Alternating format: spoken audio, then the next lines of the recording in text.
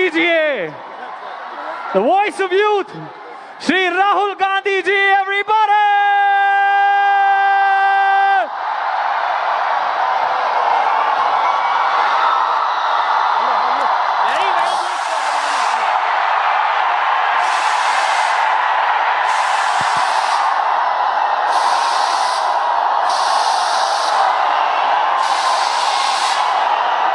Namaskar.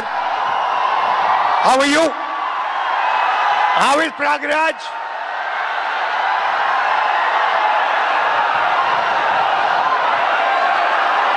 Thank you for this wonderful welcome. Thank you for this love and affection. ये शहर मेरी family का घर यहां होता था, तो यहां आकर मुझे बहुत खुशी होती है। ये नॉलेज का सेंटर भी हुआ करता था। एक ऐसा टाइम था when Allahabad University was one of the best universities in the country.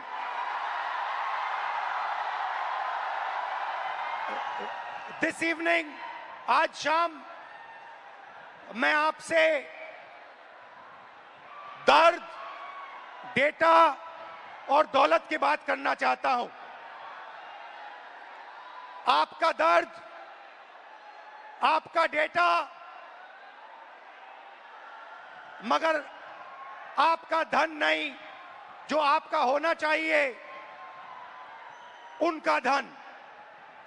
इन तीन चीजों के बारे में मैं आपसे बात करना चाहता हूं।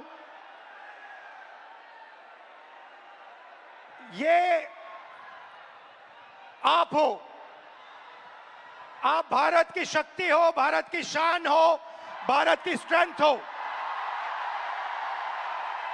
और जब मैं कहता हूं आप भारत की शक्ति हो, भारत की स्ट्रेंथ हो, मैं भीड़ की बात नहीं कर रहा हूं। मैं हर हिंदुस्तान के नागरिक, हर यूथ की बात कर रहा हूं, इंडिविजुअल्स की बात कर रहा हूं। आप सब में इंटेलिजेंस है, इमेजिनेशन है, कैपेसिटी है, और अगर ये देश आगे बढ़ेगा तो आपके बल पे, आपकी स्ट्रेंथ पे इस देश का फ्यूचर बनेगा। हिंदुस्तान के पास सबसे बड़ा, दुनिया में सबसे बड़ा यूथ का पॉपुलेशन है। 40 करोड़ युवा, आप जैसे युवा, एनर्जेटिक युवा इस देश में रहते हैं। ये इस देश की स्ट्रेंथ है। चाइना की बात होती है, अमेरिका की बात होती है, रशिया की बात होती है, इंडिया के यूथ के सामने, इंडिया के यूथ पोटेंशियल के सामने ये सब लोग कुछ नहीं है। 21वीं सदी में एक और चीज हुई है। 21वीं सदी में अगर देश प्रगति करता है तो दो चीजों के बल पे करता है। यूथ पोटेंशियल जो आप में है और डेटा जो आप क्रिएट करते हो। हिंदुस्तान के पास यूथ है और सबसे ज्यादा, दुनिया में सबसे ज्यादा डेटा हिंदुस्तान में है। 1 गीगाबाइट डेटा प्रति भारतीय प्रतिदिन इस्तेमाल करता है। और प्रगति होगी, फ्यूचर होगा तो डेटा और आपके पोटेंशियल पे होगा। युवा plus data is equal to 21st century economy.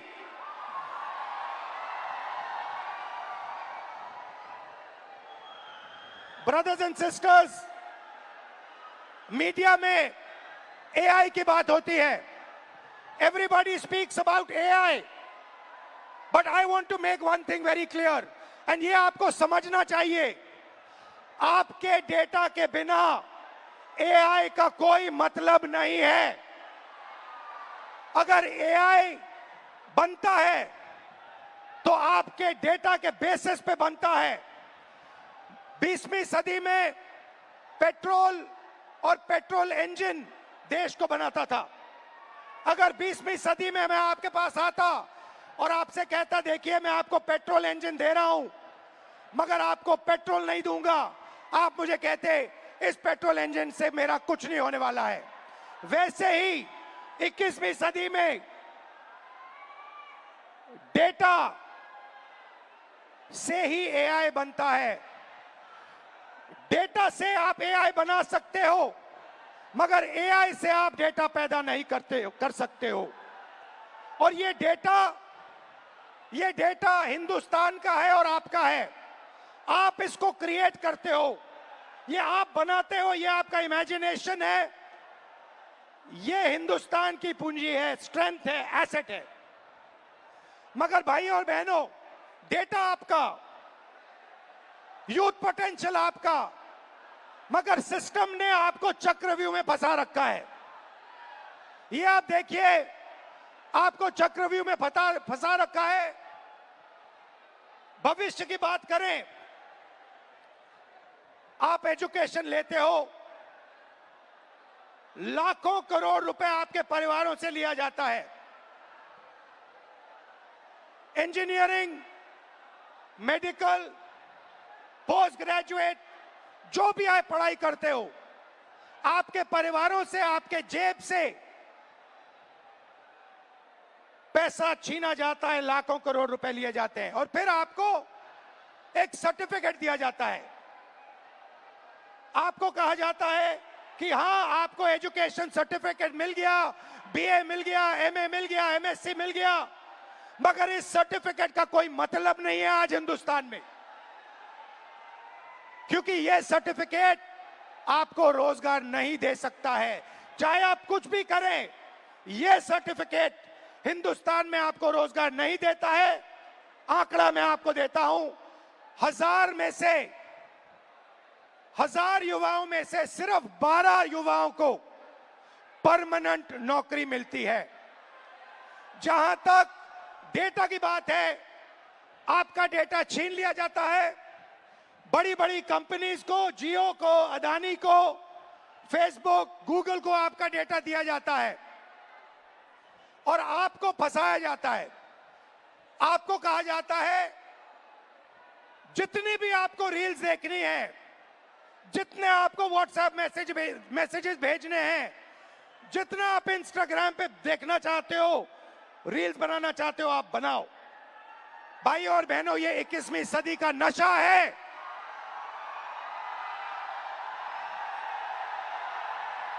ये 21वीं सदी का नशा है। और फिर आपसे कहा जाता है कि ब्लिंकिट में काम करो, ऊबर में काम करो, मजदूरी करो, 21वीं सदी का नशा लो, मगर तुम्हें नौकरी नहीं मिल सकती, रोजगार नहीं मिल सकता इस हिंदुस्तान में। आइए एक युवा की आवाज सुने। ये जो बोलेंगे, ये आप सबके दिल में है। ये जो सवाल उठा रहे हैं, हिंदुस्तान का हर एक युवा यही सवाल पूछ रहा है, उठा रहा है। होता हम भी सीट खरीद लेते। आज मैं ब्लिंकिट में काम करता हूँ 10 घंटा, उसके बाद मैं पढ़ाई करता हूँ। इंडियन आर्मी का एग्जाम दिया, 1 नंबर से मैं बच गया। सीट खरीदता, मैं ब्लिंकिट में काम नहीं करता। ये कह रहा है कि शिक्षा लेने के लिए मुझे ब्लिंकिट में बंधुआ मजदूर जैसे काम करना पड़ा और उसके बाद मजदूरी करने के बाद, 21वीं सदी की मजदूरी करने के बाद पेपर लीक होता है और कोई अमीर बच्चा, अमीर परिवार पेपर खरीद के मेरे फ्यूचर को खत्म करता है। आइए, वेलकम। कैसे हैं आप? नाम क्या आपका? मेरा नाम सर अजय राघव है। अविनाश और अजय। हाँ। आइए, अविनाश और अजय दोनों स्टूडेंट्स हैं, इनसे थोड़ा सुनते हैं, इनका एक्सपीरियंस क्या रहा है, बताइए।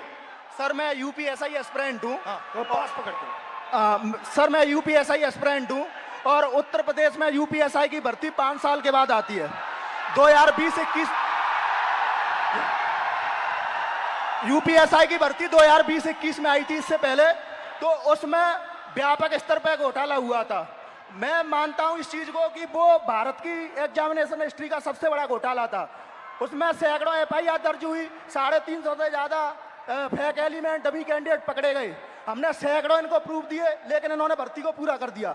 सर, मेरा दरोगा बनना एक सपना था। मैं किसान फैमिली से बिलोंग करता हूं, तो मैंने नई भर्ती की आस में और फिर से पढ़ना शुरू कर दिया, और मुझे पढ़ते पढ़ते 4 साल गुजर गए। सर, 2025 में फिर यूपीएसआई की भर्ती आई, और ये चीजें 2025 में भी देखने के लिए मिली। सर, यूपीएसआई के अंदर स्कोर कार्ड तक रिलीज नहीं करते हैं। मैंने परीक्षा दी है, मुझे ये नहीं पता चल पाता है कि मेरे रॉ मार्क्स कितने हैं और मेरे नॉर्मलाइजेशन मार्क्स कितने हैं, क्योंकि अलग अलग शिफ्ट में पेपर होता है। तो ये नॉर्मलाइजेशन का प्रक्रिया अपनाते हैं, ये तक नहीं बताते हैं कि कौन सा नॉर्मलाइजेशन फॉर्मूला इन्होंने यूज किया है। जो यूपीपी आरपीबी जो पुलिस उत्तर प्रदेश पुलिस एवं प्रोन्नति भर्ती बोर्ड है सर, ये अकाउंटेबिलिटी इसकी फिक्स करने वाला कोई नहीं है। हमने तमाम प्रयास कर लिए, जनता दरबार चला गया, मैं इनके कैबिनेट मंत्रियों को ज्ञापन दे लिए, उल्टा इन्होंने मेरे को पकड़ के जेल में डाल दिया। मेरा गुनाह अपराध सिर्फ इतना था कि मैं इनके जनता दरबार योगी जी से मिलने चला गया। सर, ये नॉर्मलाइजेशन का फॉर्मूला नहीं बताते हैं, ये खुद तय करते हैं कि किस अभ्यर्थी के मतलब मार्क्स बढ़ा करके अंदर लेना है और किस अभ्यर्थी को बाहर करना है। ये उत्तर प्रदेश पुलिस का भर्ती बोर्ड तय करता है। इनको क्या दिक्कत है? अगर ये फेयर भर्ती कराते हैं तो इनको नॉर्मलाइजेशन देना चाहिए। सर, मैं एक चीज इसमें जोड़ना चाहूंगा कि जो नॉर्मलाइजेशन है ये पेपर लीक से ही बड़ा स्कैम है, क्योंकि इनकी अकाउंटेबिलिटी फिक्स करने वाला नहीं है। ये नॉर्मलाइजेशन फॉर्मूला जारी नहीं करते हैं, ये शिफ्ट वाइज नॉर्मलाइजेशन डेटा नहीं देते हैं, इनको खुली छूट मिली हुई है। मेरा नाम अविनाश है, मैं इन्हीं छात्रों में से कोई एक जरूर हूं। चूंकि मैं ये कह सकता हूं सर कि मैंने अपनी तैयारी 2018 में शिक्षक भर्ती के लिए की थी। 2018 से आज तक मैं उसी की तैयारी कर रहा हूं। क्यों? सरकार के पास जगह खाली है, फिर भी वैकेंसियां नहीं दी जा रही हैं। उसके बाद ये होता क्यों है सर? ये सरकार की मानामानी है। इसमें सरकार अगर चाहे बच्चों से कि वैकेंसियां दे, प्रॉपर तरीके से चलती रहे। हम लोग ऐसा नहीं कि क्या कहते हैं एक डिमांड कर रहे हैं। 2018 से लेकर आज तक कई सारे धरना प्रदर्शन, कई सारे ज्ञापन ये दिए हैं। उसके बाद दूसरा मुद्दा ये कि 2022 से ही मैं यूपी पेट की तैयारी यूपी SSS आयोग से करता हूं। यूपी SSS आयोग 2022 से मैं तैयारी कर रहा हूं, और उसकी भर्तियां आज भी ऑन रिकॉर्ड में बात कर रहा हूं कि कम से कम 9 से 10 वैकेंसियां आज तक क्लियर नहीं हुई है, और उसमें से बहुत सारी वैकेंसियां जिसके लिए हम लोगों ने लाठी खाई, ज्ञापन दिया, लोगों से जाके मिले कि हमारी दर्द, हमारे दुख को समझा जाए, लेकिन आज तक सरकार के कान में ये बात पहुंची नहीं है। इसमें से बहुत सारे ऐसे हमारे भाई बहन हैं जो उस चीज से पीड़ा में ग्रसित हैं। और बताइए।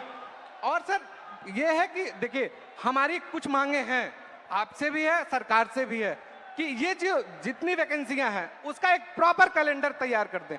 आप चुनाव कराते हैं, 3 महीने में रिजल्ट देते हैं, आप हमारा रिजल्ट 5 साल में नहीं दे पा रहे हैं, पहली चीज।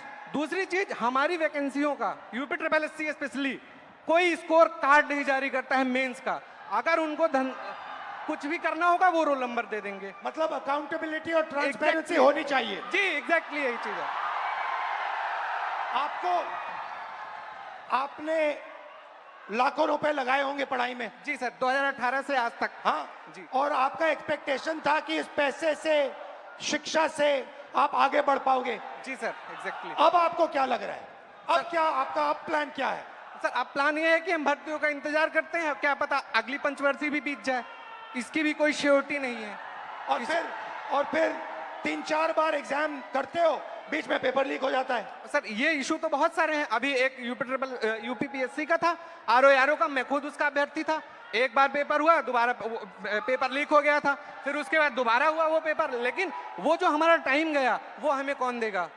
बिल्कुल। जो हमारा टाइम गया, हमारा और जब पैसा। आपका पेपर लीक हुआ, आपको क्या फीलिंग आई, अंदर क्या लगा आपको, यार ये क्या हुआ, क्या करें क्या? मतलब ये होता है ना सर, कभी कभी एग्जैक्टली मैं बता रहा हूँ, उस 10 बाई 10 के कमरे में कभी आप बैठ के सोचिए कि अगर हमारा पेपर लीक हो गया, हम किससे बात करें अपनी, किसको अपना मुंह दिखाएं कि यार अब मेरा इस बार नहीं हुआ, पेपर लीक हो गया, मैं किससे जाके कहूँ? और सालों आपने मेहनत की, घंटों आपने मेहनत की, और 1 सेकंड में पूरा खत्म हो जी जाता है। सर, एग्जैक्टली यही चीजें होती हैं।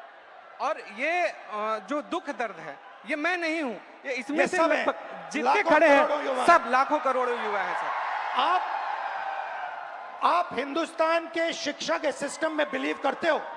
सर प्रेजेंट टाइम में तो बिलीव हमारा नहीं है। नहीं है। नहीं है, एग्जैक्टली नहीं है। रीजन, अगर आज 2018 से मैं अब बेरोजगार टहल रहा हूं, कोई स्किल हमें दे दिए होते 2018-17 में, तो मैं कहीं प्राइवेट, फिर सेकेंडरी, इस प्रयागराज में या इस आसपास के इलाकों में हमें कोई ऐसा इशू नहीं है, ऐसे कोई मतलब रिसोर्सेज नहीं है कि मैं प्राइवेट काम कर सकूं, और काम करूं तो वो डेली वेजेस के हिसाब से बहुत कम हो जाएगा। ये आपका क्या है, ये टैटू क्या है? मेरा नाम है अच्छा, अविनाश। आपका नाम है, ठीक है, थैंक यू अविनाश। और कुछ कहना चाहते हो? सर, उत्तर प्रदेश में ये पेपर लीक लगातार चल रहे हैं। जब से माननीय योगी आदित्यनाथ जी सरकार में आए हैं, तब से मैं उंगलियों पे गिना सकता हूं सर। 2017 दरोगा भर्ती पेपर लीक, उसके बाद यूपी कांस्टेबल 2018 पेपर लीक, उसके बाद 2020-21 की यूपीएसआई भर्ती पेपर लीक, और 2022 का लेखपाल भर्ती पेपर लीक, और 2023 में आरओ एआरओ वो भी पेपर लीक, 2023 का कांस्टेबल भर्ती पेपर लीक, और ये स्कोर कार्ड नॉर्मलाइजेशन की धांधली वर्तमान में चल रही है। सर, मैं इन्हीं शब्दों के साथ आपका बहुत बहुत धन्यवाद करना चाहता हूं कि आप यूथ की आवाज उठा रहे हैं लगातार, और मैं सर आपसे आशा की उम्मीद के साथ देख रहा हूं, आप इसी तरह हम यूथों की आवाज उठाते रहिए। हम आपके साथ पूरी तरीके से, ये जितना भी यहाँ पर स्टूडेंट दिख रहा है, ये सब आपके साथ है, सिर्फ आपके लिए आया है sir. Thank you, thank you. तो आपने सुनी उत्तर प्रदेश के स्टूडेंट्स की आवाज।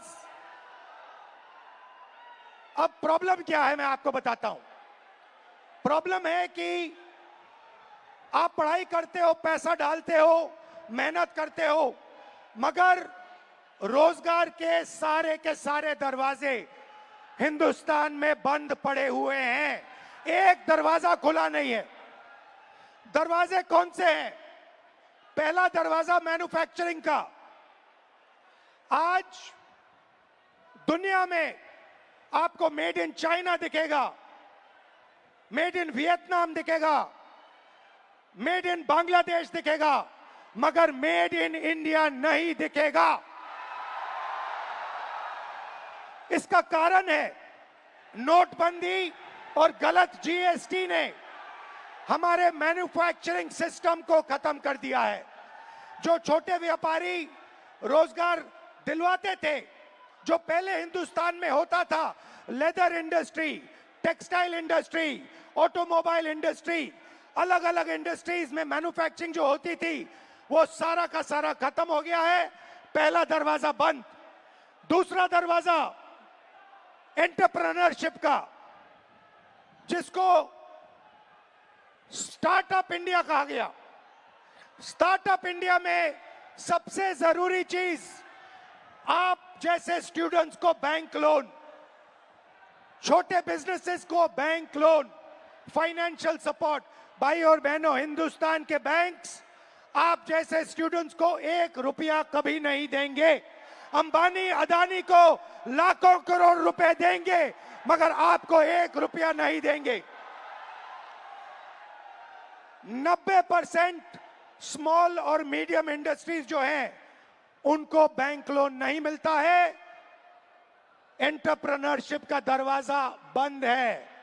तीसरा दरवाजा, जिसको हम कहते हैं सरकारी नौकरी का, जिसमें आप पेपर लीक का सामना करते हो, उस दरवाजे में भाइयों और बहनों 150 में से एक युवा निकलता है। अगर 150 युवा एग्जाम लेते हैं, सरकारी नौकरी ढूंढते हैं, एक युवा उसमें से निकलता है। पब्लिक सेक्टर, जो पहले 10 साल पहले 14 लाख युवाओं को यह रोजगार देता था। भाइयों और बहनों, पब्लिक सेक्टर को प्राइवेटाइज कर दिया गया है। पब्लिक स्कूल्स बंद कर दिए, पब्लिक अस्पताल बंद कर दिए, नवरत्न उठा के बेच दिए, बीएसएनएल बेच दिया, ऐसी कंपनियां बेच दी, पोर्ट्स, एयरपोर्ट्स, सारा का सारा अदानी जी को पकड़ा दिया। इसीलिए पब्लिक सेक्टर बंद है। और आखिरी होप जो आपका था, corporate jobs, IT, back office, transcription, software, जिसमें पहले हिंदुस्तान के युवाओं को रोजगार मिलता था, वो दरवाजा भी भाइयों और बहनों आपके डेटा का प्रयोग करके एआई से यह भी दरवाजा बंद किया जा रहा है। तो सच्चाई है कि पांचों दरवाजे आपके लिए बंद है और इसीलिए आपको भयंकर दर्द हो रहा है। भाइयों और बहनों, मैं सिस्टम की बात कर रहा हूं। यह सिस्टम क्या है और यह सिस्टम को कौन चलाता है?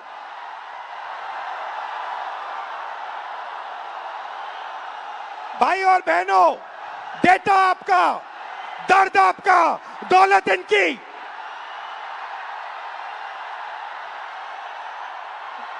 दर्द आपका, डेटा आपका, दौलत इनकी। यह सिस्टम है। अंबेडकर जी ने कहा था सोशल, पॉलिटिकल, इकोनॉमिक। ये देखिए, ये है इकोनॉमिक, पैसा, अदानी। इनकी आमदनी 10 साल में 30 गुना बढ़ी है। ये पहले ग्लोबल रिच लिस्ट में 600 नंबर पे हुआ करते थे, 10 साल के अंदर ये दूसरे नंबर पे पहुंच गए।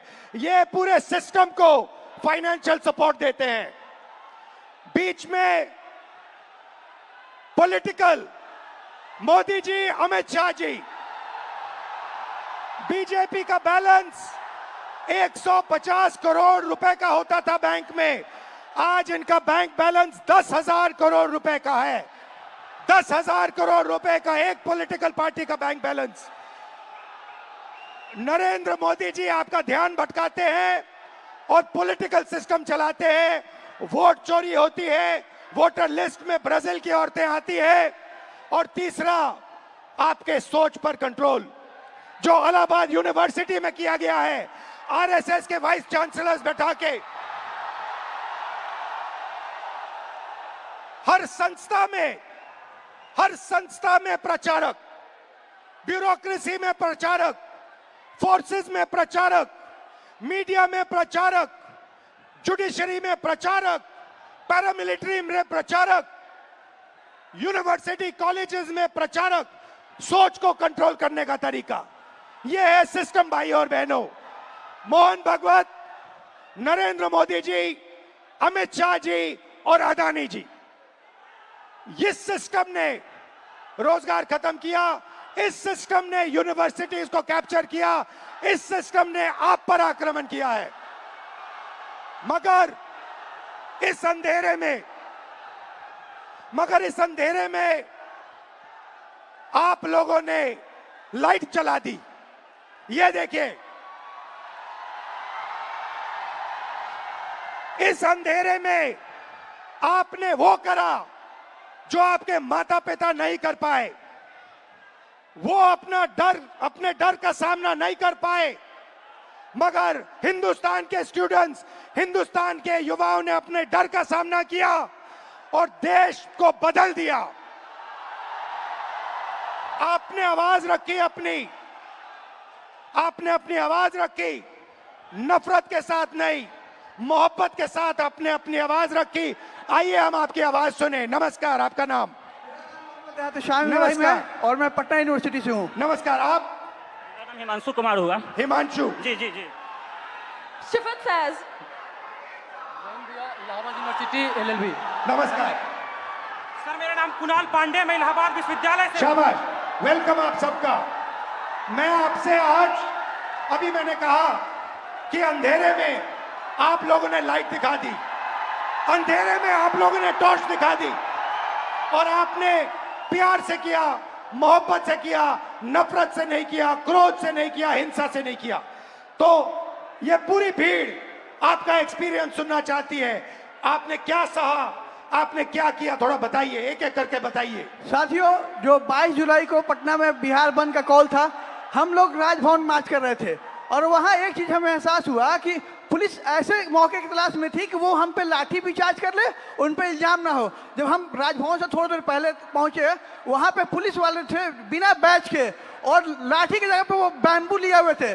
उनसे जब पूछा गया आपका बैच कहाँ है, तो वहाँ से अधिकारी पूछते हैं कि आप कौन हो पूछने वाले। मैं बताता हूँ तो कहते हैं इससे क्या होगा। हमने कहा सर इतने बच्चे मरे, उनका जवाब कौन देगा। कहते वो तो चले गए, अब क्या तुम भी जाना चाहते हो। मैंने कहा सर वो तो चले गए, लेकिन अब बदलने का वक्त आ गया, क्योंकि अब नहीं बदलेगा सर, कभी नहीं बदलेगा। हम छात्र युवा देश के भविष्य हैं।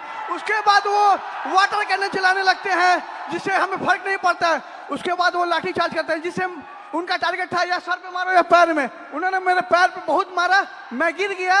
उसके बाद वो लाठी चार्ज करने लगे, स्टोन चलाने लगे, आंसू गैस।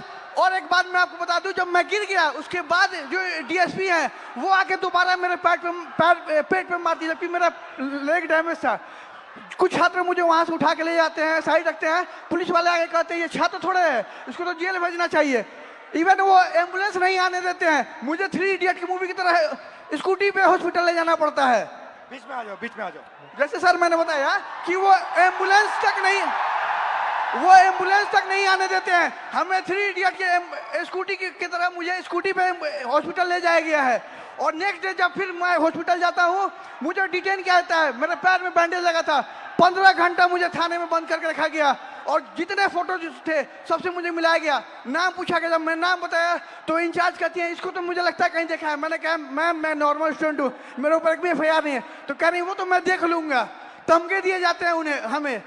मैं ये बता दूं कि जब हमें PR बॉन्ड साइन करवाया गया, उसके बाद हमारे एड्रेस पे डिटेन करने के लिए छापे पड़ रहे हैं। हम छात्र हैं, देश के भविष्य हैं, और आज आप हमारे पर अत्याचार कर रहे हैं। हम क्या कह रहे हैं, हमें तो नौकरी चाहिए।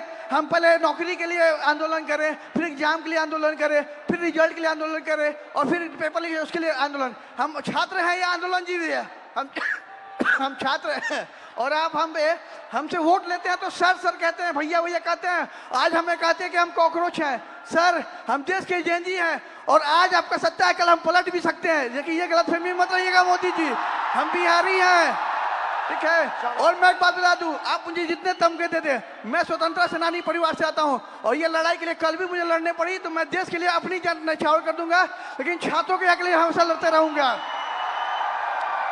क्योंकि राम मनोहर लोहिया ने कहा है ना कि अगर सड़कें सुनी होगी तो संसद आवारा हो जाएगा। तो सर आप जब सरकार डरती है पुलिस को आगे करती है, हमारा जवाब है कितनी लंबी जेल तुम्हारी देख लिया, देखेंगे। ठीक है, शाबाश।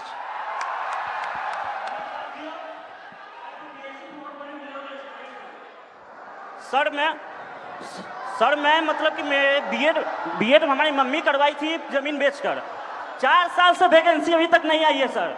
जब आंदोलन करने जा रहा हूँ तो सर मतलब कि सम्राट चौधरी का गुंडा, जो कि पुलिस जो हम लोग को लाठी से मारती है और जेल भेजती है।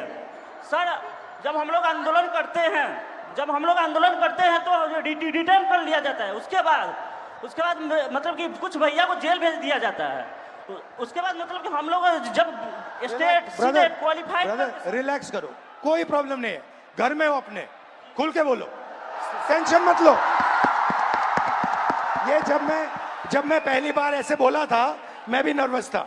इसमें कोई प्रॉब्लम नहीं है, खुल के बोलो। सर मैं मतलब state qualified, state qualified, PG BEd करके आया हूँ, फिर भी 4 साल से वैकेंसी नहीं आई है सर। जब मतलब कि आंदोलन 4, 5, 6 साल से मैं पटना में रहकर पढ़ाई करता हूँ, किसान का बेटा हूँ सर। ये महीना का 10 से 15 हज़ार रुपये खर्चा होता है सर, कहाँ से मम्मी देगी। अब मम्मी टेंशन में चली जाती है। मेरे पास 2 ऑप्शन है सर, या चाय का दुकान खोलूंगा या सुसाइड करूंगा सर, उसके अलावा कोई ऑप्शन नहीं है सर मेरे पास। सुसाइड आपका ऑप्शन नहीं हो सकता ब्रदर। मेरे पास PG BEd, इतना स्टेट क्वालिफाइड होने के बाद 20,000 का नौकरी भी नहीं मिलेगा सर पूरा इंडिया में। उसके बाद मैं सर जब मतलब कि मम्मी मतलब कि सुनती है कि आंदोलन में गया है तो मम्मी को पानी चढ़ने लगता है सर टेंशन से। उसके बाद सर मतलब हमारे एक मंत्री हैं बिहार के, अशोक चौधरी नाम है सर, वो 56 साल के होकर वो प्रोफेसर बने हैं सर। जो कि नीतीश कुमार के राइट हैंड है सर। वो कैसे बन गए सर? बिना बिठाओ तो इंटरव्यू का कैसे बने सर? एक सीट खा गया सर ये, मतलब युवा का। अच्छा, आपके फैमिली ने कर्ज लिया? सर जमीन बेच के मतलब बीएड किया हूँ सर। सोच लीजिए कि हम किस लेवल के हैं फैमिली सर। अभी तक 4 साल से वैकेंसी नहीं आई है सर। सोचिए, हर महीना सर हम मतलब वैकेंसी डेट निकाला जाता है, लेकिन निकाला मतलब कि वो निकलता नहीं है सर। आज भी सितंबर में एग्जाम का डेट दिया हुआ है, अभी तक फॉर्म नहीं आया है सर। फिर आंदोलन करूंगा, फिर थाना में जमा होऊंगा, लेकिन डरूंगा नहीं सर इस सम्राट चौधरी के गुंडा से। शाबाश, शाबाश, बहुत अच्छा बोले। ग्रीटिंग्स टू ऑल, मेरा नाम शिफत फैज है और मैं थोड़ा पास से पकड़ा। ग्रीटिंग्स टू ऑल, मेरा नाम शिफत फैज है और मैं फर्स्ट फीमेल वाइस प्रेसिडेंट हूँ पटना यूनिवर्सिटी स्टूडेंट यूनियन की, इंडिपेंडेंटली इलेक्टेड। जब 20 तारीख को दिल्ली के जंतर मंतर के प्रोटेस्ट के दौरान पुलिस और गवर्नमेंट के थ्रू स्टूडेंट पर ब्रूटली मारा पीटा गया, उन पर वाटर कैनाल्स फेंके गए, उन पर टीयर गैसेस चार्ज किए गए, उसके खिलाफ 22 जुलाई को पटना में स्टूडेंट्स ने प्रोटेस्ट का कॉल दिया। वहाँ स्टूडेंट्स मौजूद हुए और पीसफुल प्रोटेस्ट उन्होंने स्टार्ट किया, लेकिन फिर बिहार पुलिस और बिहार सरकार ने स्टूडेंट के साथ फिर से ब्रूटली ट्रीट किया, उन्हें मारा और रातों रात उनके घर से उन्हें डिटेन कर लिया जाता है बिना इस जानकारी के कि वो कौन से पुलिस स्टेशन में है और वो कौन से किस थाने में है। इन सब हमने 23 जुलाई को पेपर लीक के खिलाफ, स्टूडेंट ब्रूटैलिटी के खिलाफ और बिना अनलॉफुल वे में डिटेन होने के खिलाफ एक प्रोटेस्ट रखा अपने यूनिवर्सिटी के कैंपस में। लेकिन हमारे प्रोटेस्ट स्टार्ट करने से पहले ही वहाँ पर पुलिस, सीआरपीएफ और एसडीएम मौजूद थे। सर हम छात्र हैं और हमें एज अ वाइस प्रेसिडेंट मुझे यूनिवर्सिटी के गेट से घुसने नहीं दिया जा रहा था। फिर भी क्योंकि मेरा वो प्रोटेस्ट था, हम लीड करने के लिए जैसे तैसे घुसे। हमारे कुछ फेलोज जो प्रोटेस्ट ज्वाइन करने आ ही रहे थे, उन्हें पुलिस गेट से ही भगा देती है और कुछ फेलोज को लाठी चार्ज कर डिटेन कर लेती है बिना किसी मेडिकल ट्रीटमेंट के। उनका सर 10 से 12 घंटा फूटा रहता है पुलिस स्टेशन पे।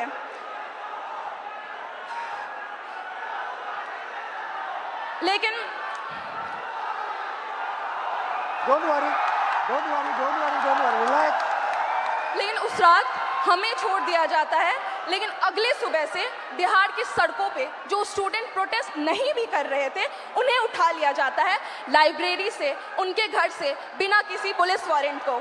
और 25 जुलाई को शिवान में एक 47 फायर किया जाता है, उसमें एक स्टूडेंट की मौत हो जाती है और एक स्टूडेंट हॉस्पिटलाइज रहता है। क्या इसके खिलाफ बिहार सरकार ने अपनी एक आवाज नहीं उठाई, ना ही एक बात रखी? खैर, आप सब जानते हैं कि बुराई का अंत होता है और हमारी जीत हुई। 25 जुलाई को जब आप लोग धर्मेंद्र प्रधान की इस्तीफा की खुशी मना रहे थे, तब बिहार के छात्रों में अलग सा डर और भय मौजूद था। उन्हें कहीं से भी कभी भी अरेस्ट कर डिटेन कर लिया जाता और उन्हें किस पुलिस स्टेशन में भेजा जाता, इसका कोई अता पता नहीं है। चलिए अब हम बिहार के महिला शिक्षा व्यवस्था पर बात करते हैं। जब एक बिहार की लड़की अपने पढ़ाई के लिए लड़ती है तो सबसे पहला लड़ाई उसके घर वाले से होता है। वो जैसे तैसे घर से निकल तो जाती है, फिर बिहार सरकार वैकेंसी नहीं निकालती है, फिर उसके लिए वो प्रोटेस्ट करती है, वैकेंसी निकालती है, फिर पेपर लीक हो जाता है, फिर उसके लिए वो प्रोटेस्ट करती है, उसी दौरान उन्हें मारा जाता है, डिटेन कर लिया जाता है, अरेस्ट कर लिया जाता है। हम स्टूडेंट हैं, कोई प्रोटेस्टर नहीं है, और फिर बिहार सरकार इसी चक्रव्यूह में हमें छोड़ देती है। खैर, यही है हमारे बिहार का शिक्षा व्यवस्था। और सर, हमारा गवर्नमेंट से यही अपील है कि अगर आपको लगता है कि हम आपकी डिटेन और अरेस्ट से डर जाएंगे तो ये आपकी गलत फहमी है। और सर, कल को अगर आप गवर्नमेंट रूलिंग पार्टी बने तो हमें ये एक्सपेक्ट है कि जैसे आप आज स्टूडेंट्स के खिलाफ, स्टूडेंट के साथ खड़े हैं, वैसे कल भी खड़े रहे। बिल्कुल सर, आपसे यही उम्मीद है। थैंक यू, शाबाश। सर, सबसे पहले इलाहाबाद विश्वविद्यालय और पूर्वांचल के हमारे हजारों छात्रों की तरफ से आपको धन्यवाद सर। और सर, मैं सर इलाहाबाद विश्वविद्यालय लॉ फैकल्टी का छात्र हूँ सर, और हमारे यहाँ समस्याओं का अंबार लगा पड़ा है। सर हमारे लॉ फैकल्टी में सर जो लाइब्रेरी है उसमें सर पूरी पानी आती है, मतलब बाढ़ आता है सर। और जब लाइब्रेरी बंद कर दी जाती है, जब हम लोग पूछते हैं कि सर लाइब्रेरी बंद क्यों, तो कहते हैं उसमें करंट का पानी दौड़ता है, बेटा आप बाहर रहो। मतलब सर हमारा बुक जो आता है सर वो हज़ारों की आती है। हम लोग सर पूरी बरसात सीजन में सर हम लोग उस बुक को एक्सेस नहीं कर सकते हैं सर। और हमारे साथी जो सर प्रोटेस्ट पे बैठे हुए पिछले 1 महीने से सर, तो उन्होंने जब उनकी सर बहुत बेसिक मांगे है सर, जो एक ह्यूमन के लिए सर जो चाहिए सर, उनको सर प्रॉपर सैनिटेशन के लिए सर जो प्रॉपर वॉशरूम साफ पानी चाहिए छात्र संघ के लिए, और उन्होंने 400% सर फीस वृद्धि किया है सर। यहाँ हमारे पूर्वांचल के हजारों साथी हैं सर, उनसे पूछिए, उनके बिल्कुल सर 400% सर इका बैग, उनसे पूछिए सर हमारे घर के सर जो मैक्सिमम इनकम होती है सर 70% से ज़्यादा लोगों के पास वो 8,000 रुपये है सर। और हमारे जो हॉस्टल की फैसिलिटीज और फीस है सर वो 30-30 हज़ार रुपये कर दी गई है, पूरे देश भर में सबसे महंगी सर, सबसे महंगी। इवन उनको जो हमारे जो संघ के आका ऊपर के बैठे हुए सर, उनका कार्यक्रम विश्वविद्यालय में होगा, लेकिन हम बच्चे अगर जा करके कहें कि मैम, या फिर हमारे जो DSW सर है उनसे कहें कि हमारा डिबेटिंग सोसाइटी है, कुछ कल्चर है, आप एक प्रोग्राम करवा दो, तो हमको सर 15-20 ज्ञापन देने पड़ते हैं। उसके बाद भी हमें मिलती है सिर्फ ताने कि तुम लोग मतलब कुछ नहीं करो। पानी के लिए सर जो हम लोग DSW कार्यालय गए, उनसे कहें कि सर वाटर कूलर में कीड़े आते हैं, तो वो कह रहे हैं कि विश्वविद्यालय पानी पीने की जगह नहीं है, आप घर से पानी लेकर के आओ, यहाँ पे पानी नहीं पिया जाता है, आपको जो भी करना है बाहर करो। सर 24 घंटे हम लोग गए कि लाइब्रेरी को आप 24 घंटे ओपन करो, हम लोग पढ़े, तो वो कह रहे हैं कि 8 घंटे करते हैं, उसको किए, फिर उसके बाद वो कह रहे हैं कि 24 घंटे लेके पढ़ कर क्या करोगे, कौन सा कलेक्टर बनना है तुमको, आप बताइए सर। अब हमारे इलाहाबाद से सर, इलाहाबाद विश्वविद्यालय से सर इतने सारे प्रधानमंत्री निकले, इतने मुख्यमंत्री निकले, और वहीं पे छात्र संघ को सिर्फ इसलिए बंद कर दिया गया है क्योंकि गरीब घर के लड़के कभी भी राजनीति में ना आ पाए और बड़े घर के लड़के आकर के जो है सो उसको सत्ता संभाले। हम लोग हमेशा सर गुलामी करें, हमारी मानसिकता ऐसी बना दी जा रही है। और अगर आप कुछ भी बोलो तो उनके से संघ के गुंडे पाल रखे हैं। अभी 2 दिन पहले की बात है सर, आपने भी कमेंट किया था उस पर सर, आपकी आवाज उठाए हमारे लिए सर, फिर से धन्यवाद सर। हमारे साथी आशुतोष मौर्य, सौरभ गरवाल, शिवम यादव, ये लोग बैठे थे सर, हम लोगों पे सर पीछे गेट से जो उनके जो प्रॉक्टर सोकल जो गार्ड उनके होते हैं, जिनमें किन्हीं का नेम प्लेट नहीं लगा सर, हम लोग अगर 10 बार आन जान करेंगे, हमें 10 बार दिखाना, उनमें से किन्हीं का नहीं है सर। वो पीछे वाले गेट से सर कम से कम 60 से अंदर लड़के भेजे, और उसके बाद वो आए और बड़बत्ता से हमसे झगड़ा हुआ सर, हम लोगों से सर, मतलब उनकी हाथापाई, मतलब हम लोग बैठे थे, हमारा सारा सामान छीन लिया गया, हम लोग को भगा दिया गया, हम लोग को मजबूरन सर वहाँ पे पीछे पुलिस भी खड़ी थी सर, हमारे यूनिवर्सिटी की थाना है सर, 2 पुलिस वाले पीछे खड़े हैं, और वो 2 लोग से सर, और दिन जब हम लोग रहते हैं तो वहाँ पे सर 3-3 गाड़ियाँ आकर के लगती हैं, ऐसे लगता है कि हम लोग कोई आतंकवादी बैठे हैं, अंदर जा करके क्या ही कर लेगा ये लोग। और सर उसके अलावा सर हेल्थ फैसिलिटी पे हम लोग आते हैं तो उसके लिए आप आवाज उठाए तो बोलता है कि सरकार बाहर रखा है ना, बाहर जाओ आप। हमारे पास सर मतलब कहने को वहाँ पे शिक्षा से लेकर के सर जो नियुक्तियाँ जो होती हैं सर वो ट्रांसपेरेंट नहीं है। आप सवाल करोगे आपकी डिग्री रोक दी जाएंगी। अभी हमारे साथियों पे सर मुकदमे कर दिए गए, अभी हम दोनों यहाँ पे हैं, हो सकता है कल पे हम दोनों पे मुकदमा होगा। बिल्कुल सर, ये वहाँ का नियम है सर। सर हम कह देना चाहते हैं, बिल्कुल सर हम कह देना चाहते हैं सर, हम गांधी के अनुयायी थे, गांधी के अनुयायी है, गांधी के अनुयायी रहेंगे, और उन संघी या कोई भी हो सर, हम डरने वाले नहीं है। आइडियोलॉजी से समझौता सर जीवन में कभी नहीं होगा। हम पहले भी आपके खिलाफ थे, हम पहले भी अन्याय के खिलाफ थे, हम आज भी है सर, हम आगे भी रहेंगे। और सर आपके साथ के लिए सर फिर से हमारे सभी पूर्वांचल के साथियों की तरफ से सर एकदम फिर से धन्यवाद सर, आप हमारे लिए आए सर, धन्यवाद सर। बहुत अच्छा बोले आप। सर मेरा नाम कुणाल कुमार पांडे है सर, मैं इलाहाबाद विश्वविद्यालय के 3य वर्ष का छात्र हूं सर। सर हमारे विश्वविद्यालय में सर जो सीटें हैं उसमें 50% की कटौती कर दी जाती है, और हमारा जो फी है सर उसे एक बार में 400% की बढ़ा दिया जाता है, और प्रत्येक वर्ष 10% की वृद्धि की जाती है। सर इसी के विरोध में हम लोग पिछले 30 दिनों से धरना प्रदर्शन कर रहे हैं। सर हमें विश्वविद्यालय में धरना नहीं देने दिया जाता है सर, और सर हमें कभी कठिनाइयों का सामना करना पड़ता है। और सर हमारे जो VC मैम है सर, वो जो छात्र धरना प्रदर्शन करते हैं सर उन पर FIR कर देती है। हमारे 5 साथियों पर FIR कर दिया गया है और उन्हें विश्वविद्यालय के अंदर प्रवेश मना कर दिया गया है सर।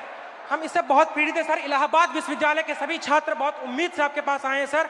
मुझे पता है मैं यहाँ से जाऊंगा, कल मेरा भी निलंबन हो जाएगा, मेरे पर भी FIR हो जाएगा, लेकिन मैं अपने VC मैम से कहना चाहूंगा, मैम मैं इलाहाबाद विश्वविद्यालय का छात्र हूँ, ना मैं निलंबन से डरता हूँ, ना मैं AK-47 से डरता हूँ। जो मेरा हक है, जो मेरा अधिकार है, मैं वो लेकर रहूंगा, और जब तक हमारी मांगे पूरी नहीं होती हम इस धरने से नहीं उठेंगे। शाबाश। धन्यवाद sir. Very good, thank you, thank you. हम लोगों पे सर बातें नहीं करवा सर, कुछ कीजिए सर, हम लोग को मारा जाता है सर। अब मुझे बुला लो, मैं आ जाऊंगा। हाँ, अलंकार है, मुझे बुला लो, मैं आ जाऊंगा। ठीक है, घबराओ मत। Very good. तो ये थी बिहार और उत्तर प्रदेश और इलाहाबाद यूनिवर्सिटी की आवाज। अब मैंने आपसे कहा कि आपने अंधेरे में टॉर्च जला दी,